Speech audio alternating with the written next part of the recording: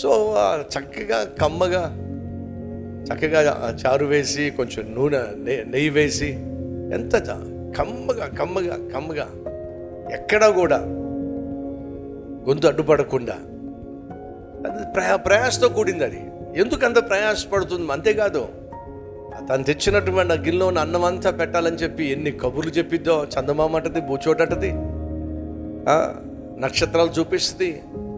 మీరు గమనించారా లేదో, ఈ దృశ్యాలు ఈ రోజుల్లో కనపట్లేదు. దురదృష్టం. మనం ఆ వీధిలో వెళ్తూ ఉంటే ఆ బిడ్డను చక్కన పెట్టుకొని తినిపిస్తానే ఉంటుంది. మీరు ఒక అరగంట తర్వాత, గంట తర్వాత మళ్ళీ అదే వీధిలో మళ్ళీ అలాగే వెళ్తూ ఉండండి. ఆ తల్లి పాపం ఆ బిడ్డకి తినిపిస్తానే ఉంటుంది. ఎందుకని? ఆ గిన్నెలో ఉన్నది అయ్యేంత వరకు. చెప్పండి, ఈ దృశ్యాలు మీరు చూస్తున్నారండి? ఎప్పుడో. దయచేసి గమనించండి, విలువలను పోగొట్టుకోవద్దు. ఈ తరానికి, రాబోయే తరానికి మనం ఆప్యాయతను, అనురాగాన్ని, ఆత్మీయతను పంచిపెట్టాలి అంటే మన పితరులు మనకు నేర్పించినటువంటి దాన్ని మనం రాబోయే తరానికి చూపించాలి అని అంటే ఖచ్చితంగా ఈ విలువైనటువంటి వ్యవస్థను మనం కాపాడుకోవాలి. అంతసేపు అన్నం పెడుతున్న కారణం ఏమిటంటే ప్రేమ. ఏదో చెప్పండి, ప్రేమతో ఆ గోరుముద్దలు తినిపిస్తున్నప్పుడు కుక్కుతుందంటారు నోట్లో. అబ్బే, కొంచెం దానికి కారణం ఏమిటయా అంటే ప్రేమ. తను ప్రయాసపడి సిద్ధం చేసుకుంది, ప్రయాసపడి అన్నం పెడుతుంది, కానీ నవ్విస్తూను అన్నం తినిపిస్తుంది. కారణం ఏమిటి? ప్రేమ.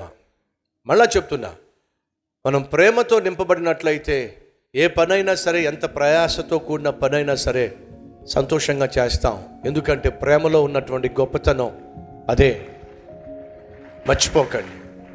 కాబట్టి చెప్తున్నా, యేసు మనస్సు నీలో ఉన్నట్లయితే దుఃఖపడే వారిని ఓదార్చండి, ఆదరించండి, అండగా నిలబడండి.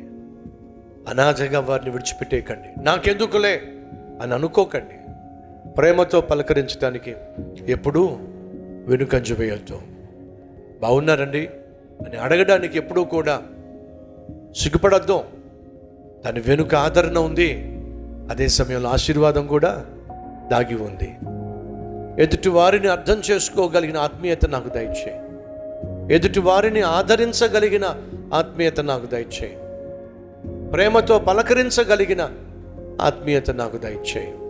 నేను బాగుంటే చాలు, స్వార్థాన్ని తీసేసే నాయన, అందరూ బాగుండాలి, ఆ మనస్సు నాకు దయచేయి.